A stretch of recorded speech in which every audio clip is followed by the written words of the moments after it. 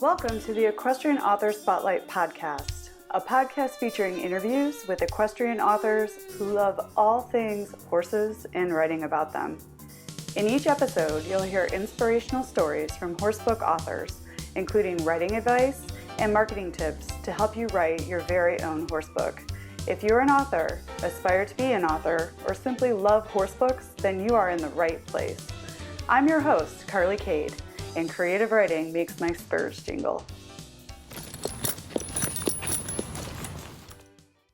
Hi everyone, welcome to the Equestrian Author Spotlight show. Today I am so excited to have Michelle Holland on the show with me today. Hi Michelle. Hi everyone, thank you so much for inviting me. I've been really looking forward to tonight. Oh, that's so great. And it's so funny you're saying tonight because you are in England. I am here in Arizona. So for me, it's still, it's lunchtime. So for you, it's the evening. Isn't it kind of funny how this thing works? It is. Yeah, very. And how lucky are we that we can, connect across continents this way over technology. I think that's so cool.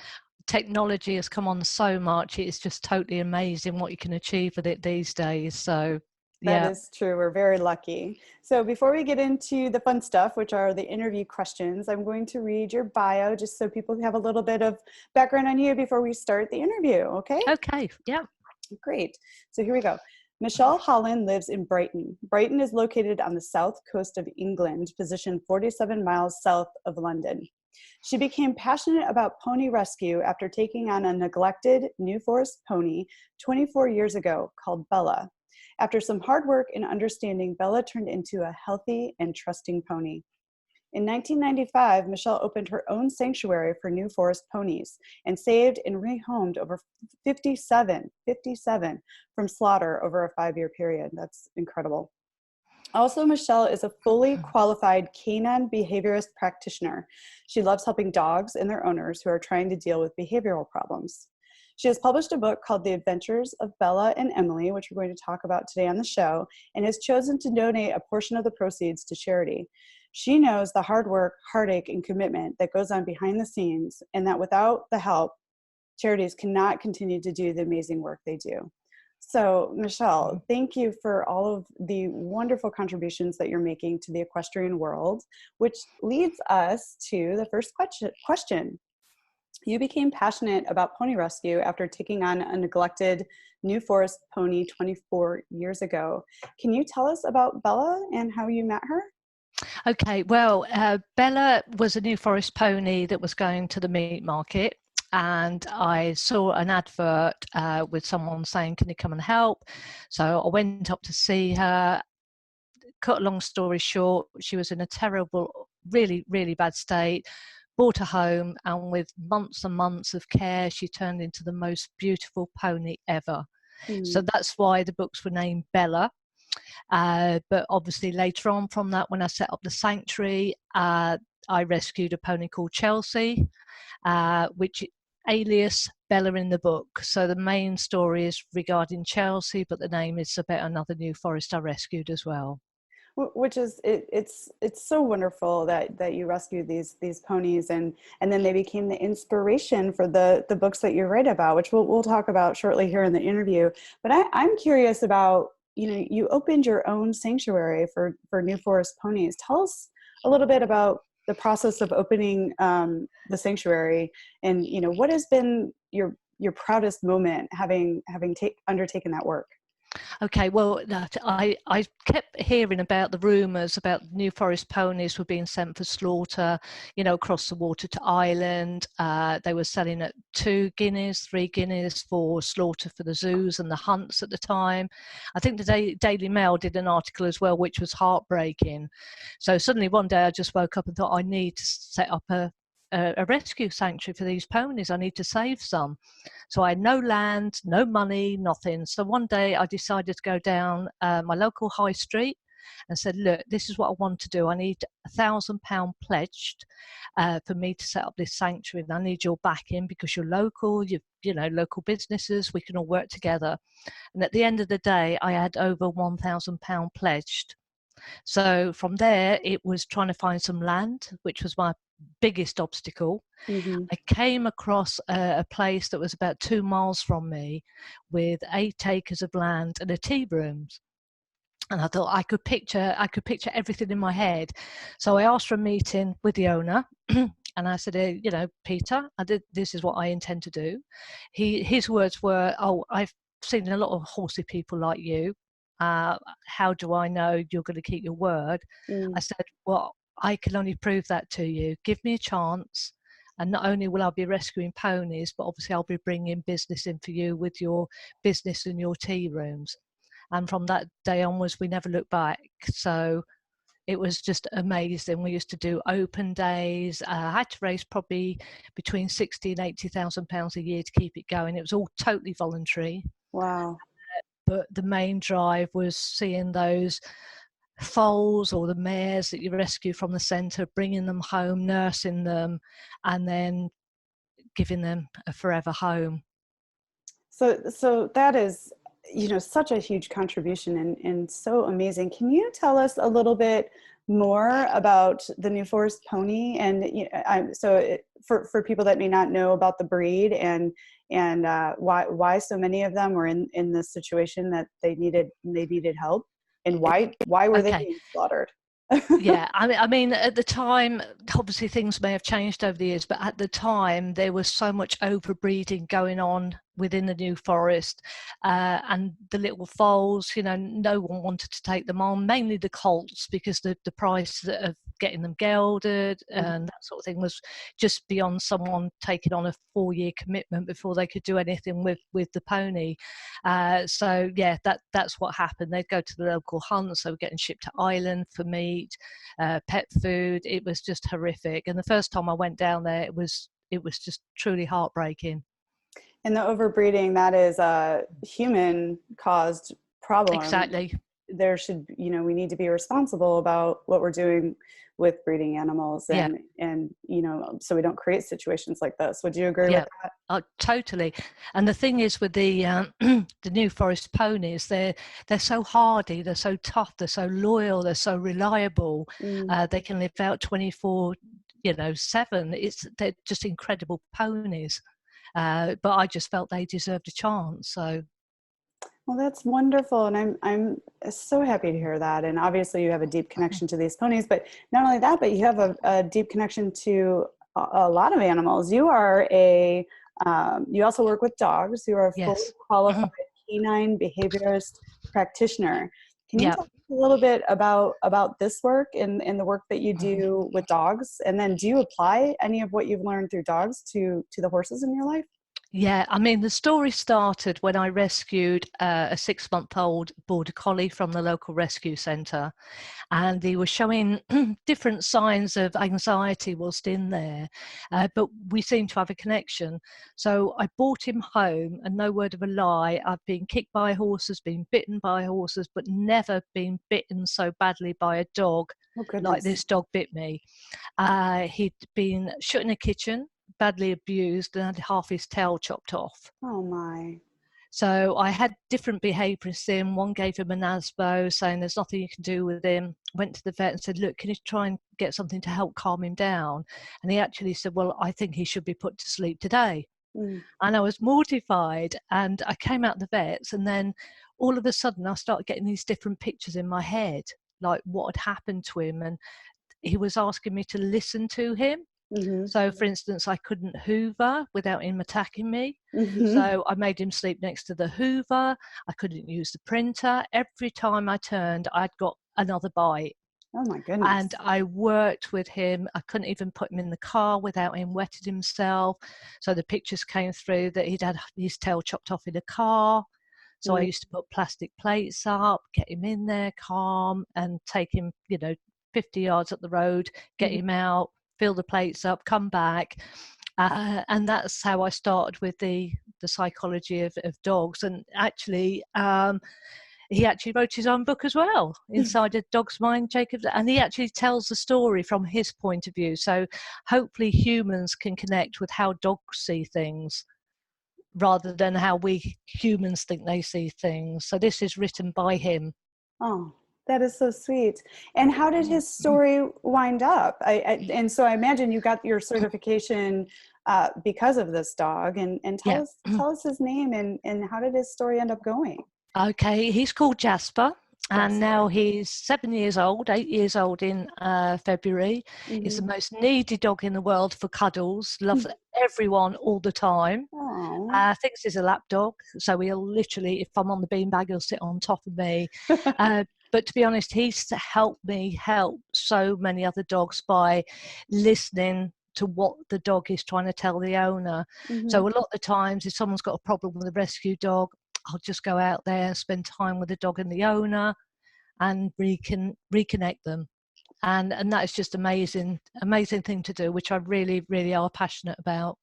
And that's really beautiful. And you gave this dog another opportunity, and you totally transformed his life because you had patience and you Yep. listened. And I also think that this is a lesson for, for humans. Like often humans act out because of what's going on for them and what has happened to them in their past. And I think it's the same with animals. So animals are our teachers in a lot of ways, how we can be with our human friends too, Yeah. right? Yeah, I mean, I think the thing is that animals do pick up on your feelings. So if you're Mm. having a bad time, they know that, with a dog, if it's not walking properly on a lead or it's pulling the owner, it's anxious, so they need to relax and calm down and feed that really lovely energy down to their dogs, which Mm. does help. And look, so I go and see people and say, oh, I'm frightened he's going to bite someone, well, we're out. And I said, but if you calm down and relax and get him focused on, you do a lot of watch games so you get the eye connection, then you will really build up a tremendous connection. And it works with horses too. Absolutely. That is so beautiful. And thank you for the wonderful work that you're doing with both horses and dogs, which, you just told us about inside of a dog, or inside of a dog, right? Yep. And that book, which is on your website, and I'll link to that in the show notes. But tell us more. Tell us about your other books. I would, readers or listeners Okay. would love to hear about your books. Well, this is the one that we've got, The Adventures of Bella and Emily. Hmm. Now, this is the one where Emily longs for a pony. Her parents think she's, not ready to own a pony. So they say, prove it to me. So she's quite a determined character in the book. So she goes out, does the paper round, takes a job at the local riding school, and falls in love with a rescue pony that has issues. Hmm. And then the story of the adventures of Bella and Emily continue, because obviously it's not the ideal pony for her, but over a period of time they listen to each other and they build up the trust and connection. So that's how the first book starts. And it's a series. Can you tell us about the other books in the series that Yeah. follow her adventures? Yeah, okay. The Adventures of Bella and Emily in Devon is the second in the series. They actually go and stay with Emily's Auntie Pam in Devon, and she's got a rescue centre. So the rescue missions start, and obviously Emily gets involved. Auntie Pam's got a couple of wild mares, so it's down to Emily to do a bit of horse whispering while she's there as well. And that's where the story of the original rescue of Bella is fed into this book. Mm. There were four foals trapped in a horrible, deep, mudded barn, neglected, and they had to go in and rescue them. So a lot of the rescue that I went through myself, I've actually fed throughout the books in different stories. So people can appreciate the hard work that goes on with rescues. Yes, and thank you for shining a spotlight on that and the hard work that does go into and how valuable it is to participate in these rescue foundations. Yeah. So these are what is the age group for your books? Are these children's books or? Yeah, probably from 7 upwards. But to be honest, I've had so many adults that have read the whole set and they just love them. They've actually bought them as a present for their daughter or their son, but they've actually read them first. So all age groups. That's wonderful. And, it's like horse books. We love our horse books, and We certainly do. I know I love to read all age horse books because and the message that you're delivering to young people too is really fantastic. You're educating them about Yeah. the importance of being responsible and taking care of animals. Which leads me into, is there a message in your books that you hope readers will grasp? I think I'm trying to get the message through that even whether it's a rescue dog or a rescue pony, every animal deserves a chance, and with time, patience and TLC, you can build up the most trusting and amazing connection with any animal if you give it 100%. And it's a possibility. It happens. I've been through it myself. It works. And so many people say, oh, it's a rescue, it's got issues, I haven't got time, I can't be bothered. Well, every animal's got feelings, so why don't they deserve a chance? That is totally, totally right. And what I love also about what you're doing with your books is you donate a percentage of your profit from the sales of your books to charitable organizations. Can you tell Yep. us about your decision to do that and where the money or what organizations you're supporting? Okay. Well, I suffer with fibromyalgia, which I've had for 8 years. I also work full time, Mm-hmm. so I can't be as much hands on as I used to be. I could go riding once or twice a year, but probably not more than that because my body can't take it. So I thought, well, if I can put all my stories into a book, and then people and my readers can enjoy feeling like they're in the story with me, and then for me to donate 50% of all profits to 5 different rescue organisations with the adventures of Bella and Emily, then I feel like I would be giving something back. So I chose my 5 rescues, which were, to start with, it's the Brook for working donkeys, horses and Mm-hmm. donkeys abroad, which do an amazing job. The Horse World Trust up in Bristol, which I go to them yearly and do a book signing, and it's just amazing to see the young kids coming back and say, oh my God, this is another book. Helping Paws is one that sort of helps animals all over the world. I was in Cyprus on holiday, found a donkey that was being abused, so we jumped in, we helped that. It's everything we can do to help any animal in need. Mm-hmm. The other one is Leinster Horse and Pony Rescue, which are over in Leinster in Ireland. And they really do have a hard time over there, so they really deserve every penny we can get. And the final one is called the Animal Treat Rescue, which is over in Kent. And they rescue everything from horses, ponies, donkeys, pigs, ducks, you name an animal, and they have got it there, and they live there for the rest of their lives. And they're all, apart from Brooke, who are quite international, the other 4 are very small organisations. So sometimes the smaller ones get overlooked. Mm-hmm. That's such a beautiful contribution that you're making, and readers can feel really good about purchasing your books as well because they're making a contribution by Exactly. supporting you as an author and buying your books. So I will link to all those organizations in your show notes. So Thank if you. people would like to make a contribution, they can do so too, or they can purchase your books and know that they're making a difference there. That's great. So I'm really interested in this is an opportunity for authors to share their knowledge and to hear from other authors that are doing things that I think they, I myself as an author or other authors might like to do. I was really interested in how does the process of getting the money from the proceeds of your book to the organizations work? How do you manage that process? I think there's a lot of authors that will be listening in that would like to do something for charity, but maybe don't know where to start. Can you talk to us a little bit about how that works? Yeah, I mean, what I did to start with was email different organisations, and then in fairness, the first 5 that responded, I said, well, yeah, your names will be in the book, so 50% of the profits. Actually, I'm a bit soft because with the first book, because I was so passionate about everything, I donated 100% of the profits. Mm-hmm. I thought, well, I'd pocket the setup costs myself just to give it a kickstart. Mm-hmm. So what I do is I keep a really strict Excel sheet on every book about whether I sell them, someone sends me an email and wants a signed copy, or whether it's Amazon royalties, or whether I'm doing a book signing. and then that all gets put into a separate spreadsheet. And then normally January is the time that I will then say, well, okay, like the Adventures of Bella and Emily can now give more money to the 5 organizations. And so you keep very strict records, and you track every book that's sold, and then do you present them with like a check at that time in January? I tend to send it via PayPal for them. Oh, that's nice. Yeah, because a lot of them, it's easier with PayPal. So I send them an email and say, look, this is my contribution. I hope it goes towards buying some winter hay or something like that for you. So. And I'm sure they're so grateful for that support. And you've raised quite a bit of money for these organizations.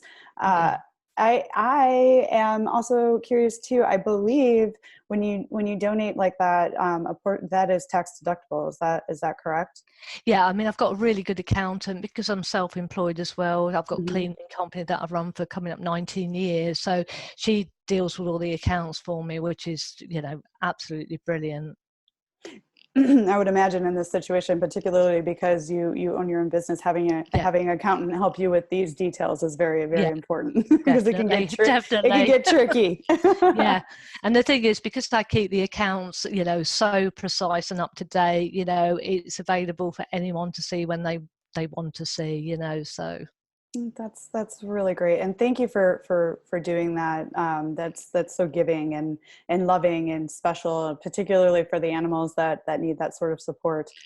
So I was wondering, do you have any stories that people would find interesting about your horsey or riding background?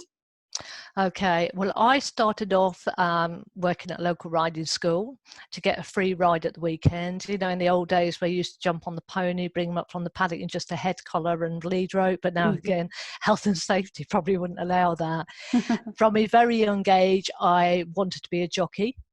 And I had a passion that, that's what I was going to do.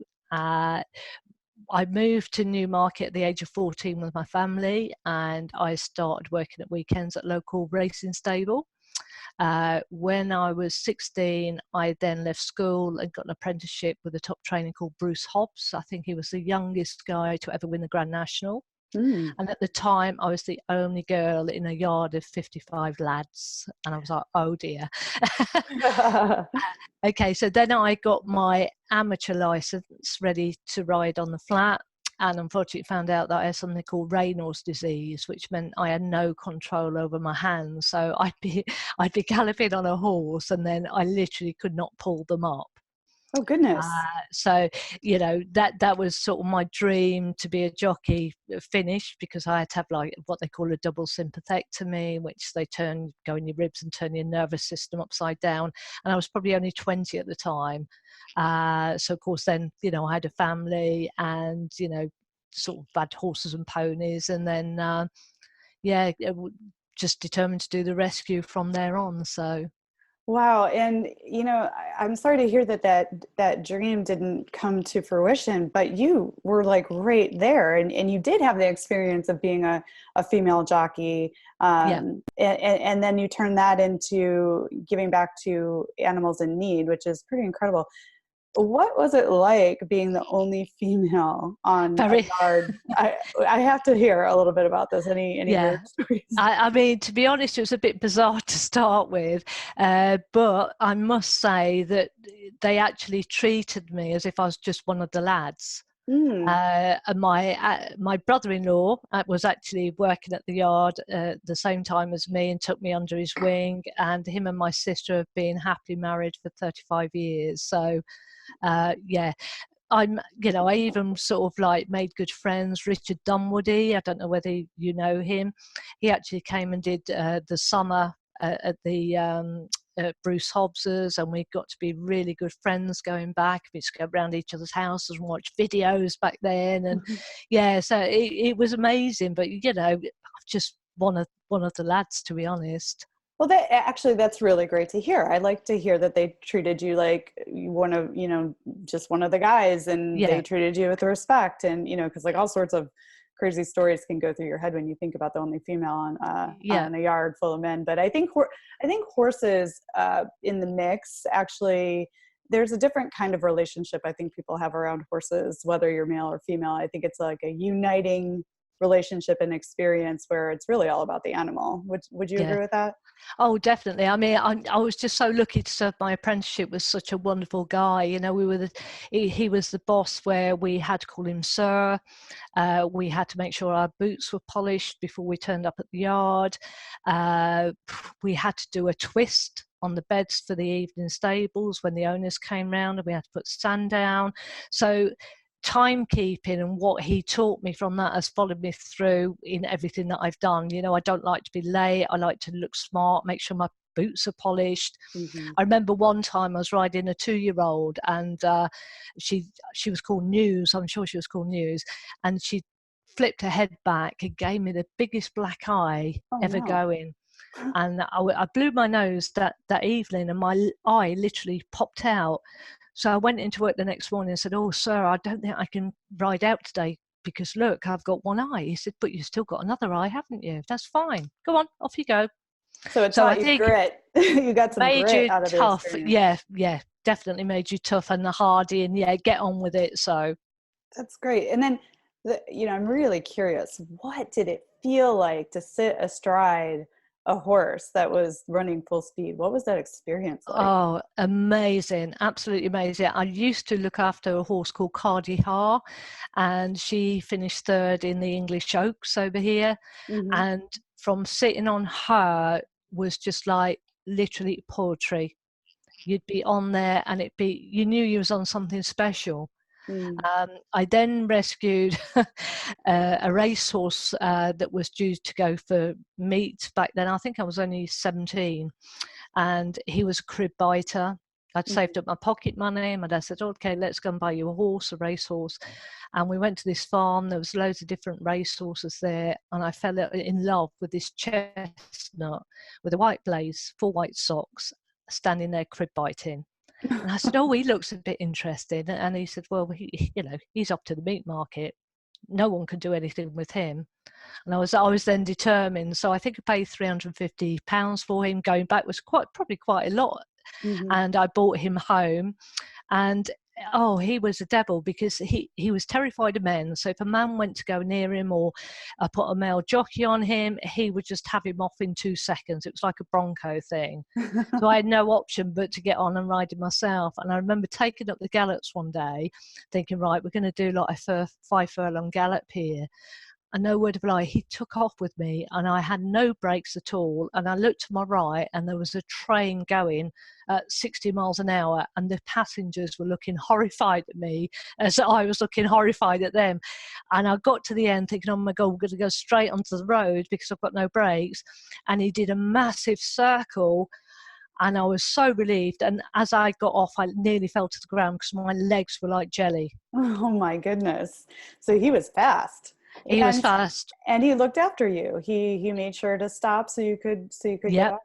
And And then, he lived to the age of 32 in the end. So well, that's like a very ripe old age for a horse, and you gave him another second life. And then yeah, you mentioned crib biting. Can you explain to listeners who may not know what that means, what that is, and is that the reason why he was up for meat, unfortunately? yeah. I mean, with crib biting, it's a habit that horses have, mainly from boredom, could be anxiety or stuff like that, and they need something to do. So they bite onto anything, whether it's wood or metal, and they just take a deep breath and hold their breath. And it's a horrible habit, and a lot of people are not prepared to deal with it.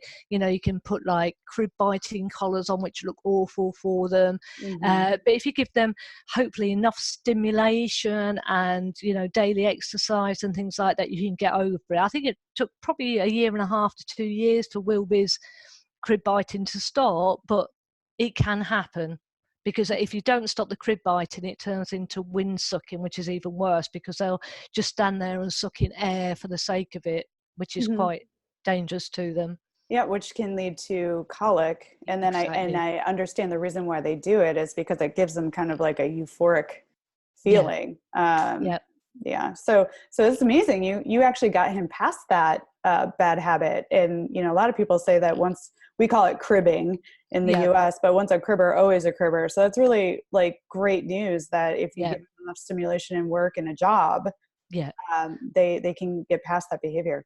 I mean, I think as well today there's so many different toys and gadgets you can put in the stables. You know, obviously, you know, if they're outside, they've probably got more things to do, like eating grass and being stuck in a stable. So, you know, a lot of the time it could be a boredom thing. So it's Mm-hmm. just finding out what is causing it and trying to, you know, try every avenue to solve it.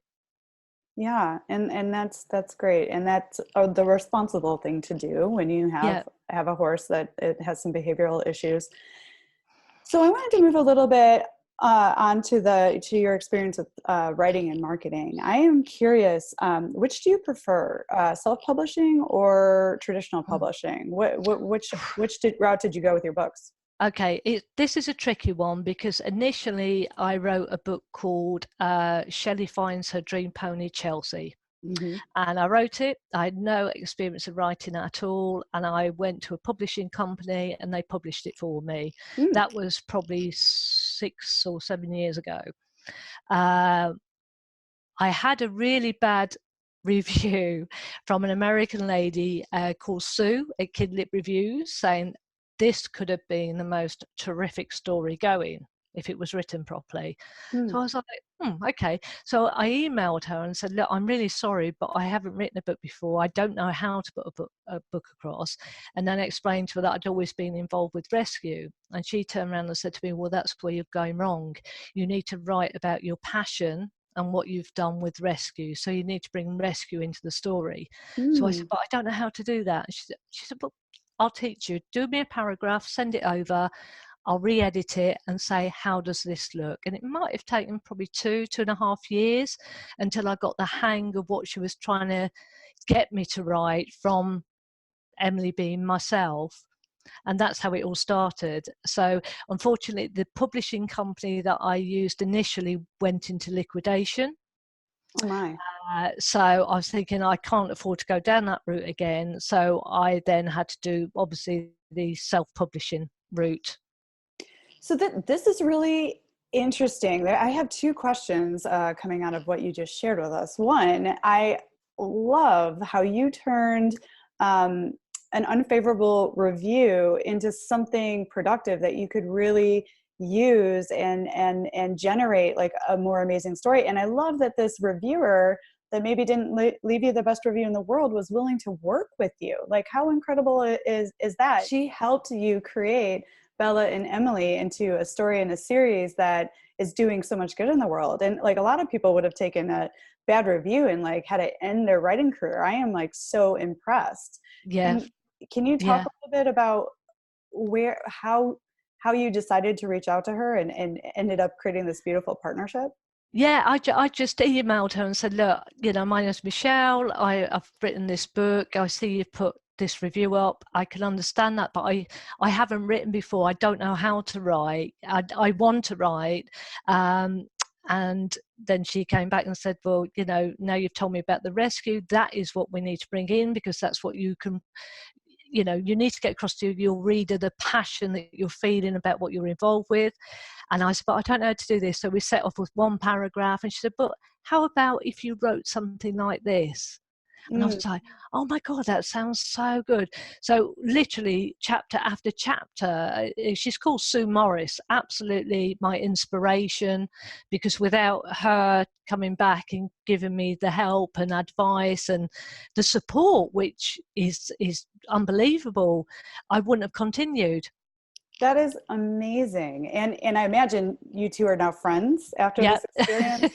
So, Yeah. so, so you almost gained like a critique partner and you gained a friend and you also gained a series of books that are making a difference in the world from having the courage to reach out to someone that wasn't, exactly positive to you, Yeah, which is, and I think that that's the thing. You know, there's probably going to be readers out there that may leave a bad review or they don't like your work. Well, you know, that's up to them. You know, there's plenty of other people that Mhm. will enjoy your story. You know, when I get emails from young readers saying what a difference they feel like they're Emily in the book, Steph is another girl that I met at the book signing very early on. She was having, different problems, and we were like this. And after the first book, she was like, when's the next coming out? And so I was, Steph, I'm working. You've got to write the next one. I want to know what happens. So she kept nagging and nagging. And from there, so really it's down to Steph Lewis that I've actually produced all these books, because she was only 16 at the time, or 15 at the time, and she's been my little editor, and chapter after chapter she reads, oh yeah, well, you made a spelling mistake there on page 36. Oh, thanks, Steph. Mm-hmm. So she's part of the books as well. So different readers, I feel like they now inspire me as well. So that's wonderful. And then my second question, based on what you were saying before, is so you went with a traditional publisher for the first version, I guess, of what became your series. And you said they went into liquidation. So how did you deal with that? So like when they went into liquidation, did they take the rights to your book with them? Could you get your book back? Like what happened there? Well, I think with something like that, I'm still trying to find out what actually happens with that, because the thing is that the Kindle version is still available on Amazon, but I don't know where the royalties for that book have actually gone. Wow. Maybe it goes to the creditors, I don't know. So that's something I'm trying to deal with, with KDP and Amazon, to find out what goes on in a situation like that. But no, once the company has gone into liquidation, it's not there anymore. Then in theory, the only books that can be resold are books that people have bought original copies of and they want to resell on. So you basically just lose your money. So that's a real predicament. And so because of that situation, you decided to go the independent publishing route with the next round of books, because you have control and you know what happens and you don't have to worry about a publisher going out of business. I haven't heard about this happening to someone before, but that's something to really be aware of. I never thought of that before. Yeah, I mean, the thing is with KDP, obviously I can go on there every day, see how many copies have been sold and where. I can then automatically log it. If I buy copies in directly from KDP and go out book signing, that gives me a higher margin, to be able to give to my rescues, whereas the Amazon royalties are obviously low. So by buying them in bulk, which obviously, you have to put the money up front, I invest in that to go out and sell them, so I can hire the money that I can donate to the rescues as well.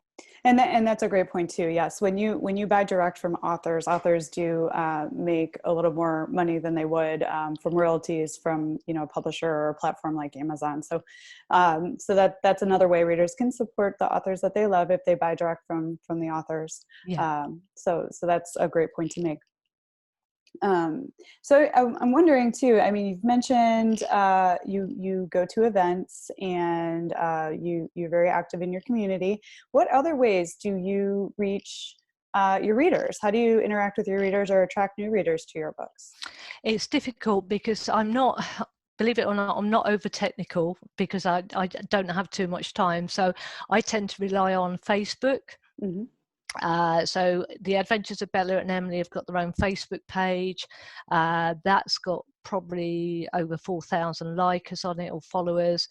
The original book, Shelley Finds a Dream Pony Chelsea, has got over 40,000 followers. Oh wow, that's significant. Which is pretty good. But again, because that book doesn't exist, that's not all that good to me. And then The Inside a Dog's Mind's probably got about 2,700 followers. So I keep active on those pages all the time, occasionally boost posts and things like that. So Twitter I try, but I don't know what I'm doing, but I keep tweeting. Well, that's great. If you want any pointers on Twitter, I'm always happy to help you out there. Which it actually takes me back to your first book, Shelley Finds a Dream Horse, because so are you going to pursue like any legal action in order, because you do still own the copyright to the book and you were legally contracted to this traditional publisher, but they've since gone out of business. There has to be a way that you can own your book again. I think the thing is, in theory, the book doesn't exist anymore, but also the thing is that people can still go on and order the Kindle. Hmm. And I'm just wondering if maybe Amazon will work with you to maybe take down Yeah. the Kindle version, and then maybe you can re-release it under your own imprint as an independent book. Because I would imagine if a company goes out of business, you're no longer legally under contract to them. Yeah. And if you don't know where the money is going, then clearly there's a glitch somewhere, so Yeah, it's like that and is they are, yeah. I mean, Amazon, I did speak to them again last week, KDP as well, and they are looking into it and trying to, like you say, the best move would be to get the book taken off completely. So, right.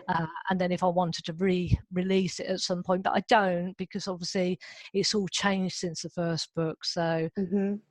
Yeah, and that's really interesting. And then do you manage the Facebook for that book, or does somebody else, I do it all. Yeah. Okay, so at least you've got control of the 40,000 followers that are Yeah. then following that page. So you might be able to Yeah. blend and cross promote. Eventually. Yeah. Yeah. Okay. Well, that's such an interesting story. I mean, those are the kind of things that I hope to shine a light on during this podcast. And thank you for sharing with us about that. Is there are some things you have to be aware of when you become an author, and this is one of those situations that you don't ever think would happen. No, I totally agree. And it's something that you probably don't think is going to happen, but with the way that the world is changing, nothing is safe and secure apart from something that you've got complete control of yourself. So that is true. And that is a reason why I really like the independent publishing route, because I own the intellectual property. I own all my intellectual property. So, so if one system for distribution closes, I can easily take my books another route, and I don't have to involve lawyers, and I don't have to figure out, what I can and cannot do, because I get to say, and you have that opportunity now with your series. Yeah, I mean, the ideal dream for me would be, for my books to be made into like a TV series or something like that. And then 50% of the profits then would be so much. It would be amazing to the rescues that I'm involved with to, be able to give them some large amount of money that, but who knows? Never say never. That's lovely. Dream big. And have you heard of the Aqua Film Festival? That might be a great avenue for you to explore. They have a literary category where you can submit your books for what they call a Winnie Award, but it's also, they bring in filmmakers from, international, all over the US, and it's an opportunity to actually network with people that are involved in the equestrian entertainment and film industry, and books and artists and all these things. I would highly recommend taking a look at that and thinking about submitting your books for a Winnie Award. Oh, I appreciate any sort of advice or support on going that way. There is a Facebook friend of mine lives in Brighton called Elaine Sturgis, and she's writes different types of stories, but one of her books has got put forward for a TV series. So she decided to offer or to open a company called Books Office, which is here in the UK, but open to authors all over the world. And again, what she's trying to do is get self-published authors, getting producers and directors interested in actually turning their work into a TV series or a film. I love that. And you can actually go on to there on Books Office and sign up. It's all free. I've had a couple of meetings in London, so there's quite a lot of interest. You can download your podcast, movie deck, put that up there, and they're going to have different competitions where people vote for what they would like to be seen turned into a film or a TV series. So any authors out there, just go on to Books Office and have a look. That's amazing and cool. Like, I think independent authors need that sort of representation to get in touch with the entertainment industry. And it's Books Office, is that right? Books Office, that's right. And Elaine is, she's seen what it's like to be a self-published author, what you're up against. But obviously she's getting an offer for a TV series. So she wanted to share that experience and, help other authors, self-published authors, to have a chance to, if you're not in it, you can't win it. So That is wonderful information. Thank you for sharing that. I'll make sure to include a link to that in the show notes. And I would love Brilliant. to have you back on the show again should your work with Books Office turn into the TV series of your dreams, and Oh, talk about that experience. I think that would be a whole lot of fun. And then, what you're doing only, continues to give back. And I would love to see that happen for you. And I thank wish you you. the best on that journey. And let's do a follow up on that. I'd love to. And if you'd like a little more information about the Equus Film Festival, Lisa Dearson, who is the founder of the Equus Film Festival over here in the US, she actually did a podcast with me, and she's episode number 4. So you can go listen to her episode and get a little bit of details on what the Equus Film Festival is and what they do and how you can submit your book to the literary Brilliant. crowd. Yeah, I so appreciate that. Thank you look at very that. much. We're Yes, learning. We're I learning from know. each other. Yes. Authors And support that authors. I think that's the thing. I think all authors, to me, I've got other authors that write pony books, and we're friends. And to me, other authors are not competition. We're in this together. And if we don't support each other, then what's the point? Every book is written in a different way. No one is going to be able to write your books like you do, because they're fantastic. You've got your own writing, your way of writing, and so is every author. So, but we do need to support each other.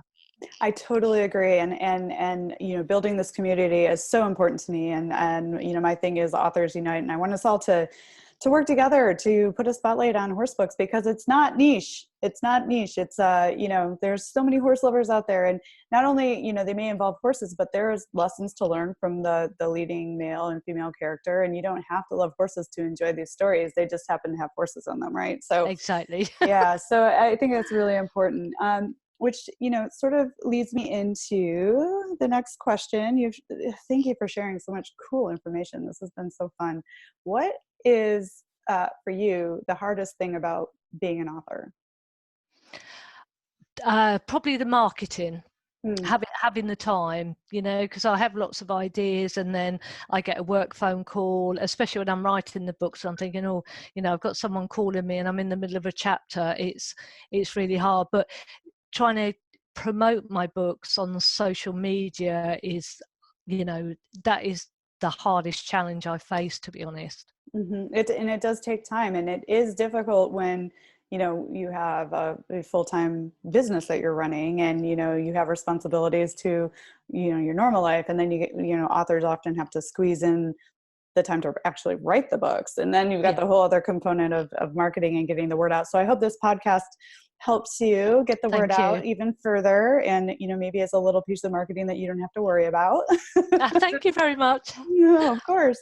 And then on the flip side of that, what is the very best part of being an author for you? Oh, I think it's the messages and the emails that I get from my readers makes it all worthwhile. Whether it's the pony book or whether it's the dog book, and somebody's messaged me and said, "You've really made me look at my dog a different way. I've changed the way I'm looking at my dog, the same as the pony. Hmm. Thank you." And to me, if I can send the rescues some money and I've got happy readers, then that's all I need, to be honest.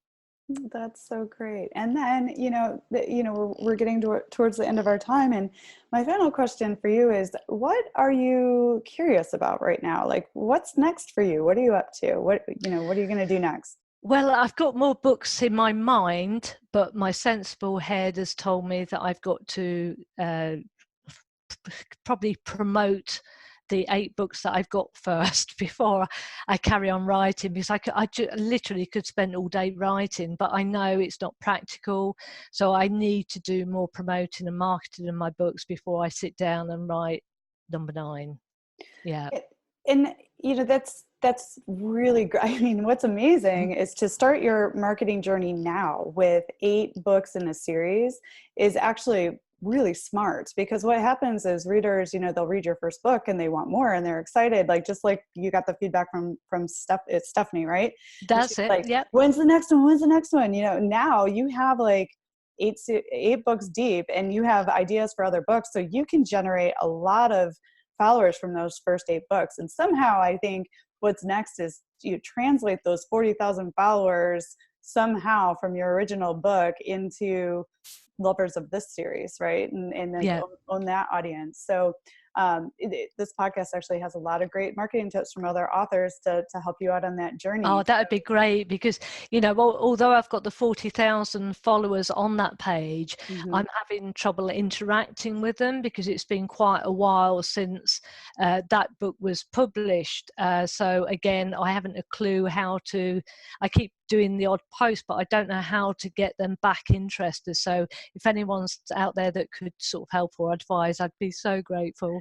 Yeah, well, and I also think that lovers of that original book would probably devour your new series. I mean, you could even just start out by saying, hey, I'm so happy you're here and that you loved my first book. Did you know I have this new series with this character, and I, talk about these issues, and there's 8 books for you to fall in love with. Or right now is a good time too, because it's the holidays, it's like exactly. These books would make great gifts.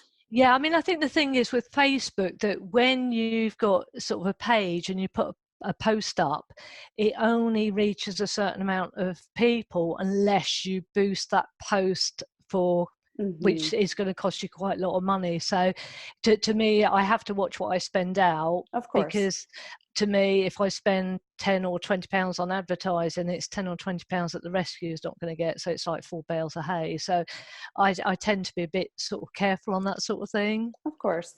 Yeah, I'd be happy to brainstorm with you offline, and we can talk about maybe some ideas for some marketing ideas. And then of course, watch some of these podcasts, because there are ideas for book marketing that I've never even heard of that some of our fellow authors are sharing. So that's what I'm hoping this will do, is inspire conversation, inspire ideas, help authors market, help them reach the audiences that they're hoping to reach, and help them make a difference, like what you're doing with your books and the rescues, which is so important.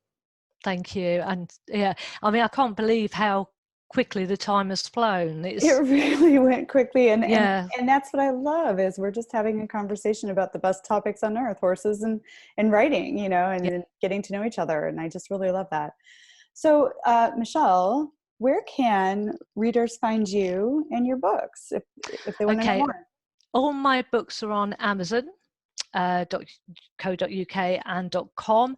The Adventures of Bella and Emily has got her own Facebook page, so you can go on there and like her. You can obviously message me or send me a private message through that page as well. So, and that's wonderful. And you can buy the books directly from Michelle, and the link is on your website. Is that correct? And you can get them autographed and signed by the author? Definitely. Yeah, I'd be honored to. Wonderful. And I will make sure to link to all of your channels and places people can find you in the books in the show notes.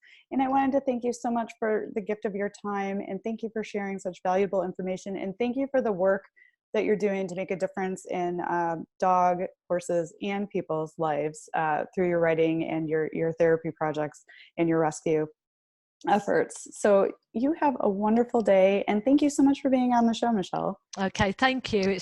Honestly, it's been an honor, absolute honor. So thank you. Oh, of course. And I love supporting you and having these conversations. So have a wonderful day. We'll talk soon. Take care. Bye. Bye. Thanks for joining us this week on the Equestrian Author Spotlight podcast. I hope you enjoy these Q&A sessions with wonderful equine authors who love all things horses and writing, just like me. Visit my website, carlykadecreative.com, where you can read the show notes, and make sure you never miss a show by clicking the subscribe button now. This podcast is made possible by listeners like you. Thank you so much for your support.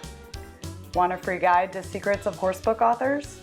Gallop over to carlykadecreative.com/wisdom to have author advice delivered instantly to your inbox. If you are an author who writes about horses and would like to be spotlighted, please let me know. Visit my contact page at carlykadecreative.com to fill out a request. I'd be happy to have you on the show too. Thank you for tuning in to the Equestrian Author Spotlight podcast. See you next time. I'm your host, Carly Kade. Creative writing makes my spurs jingle.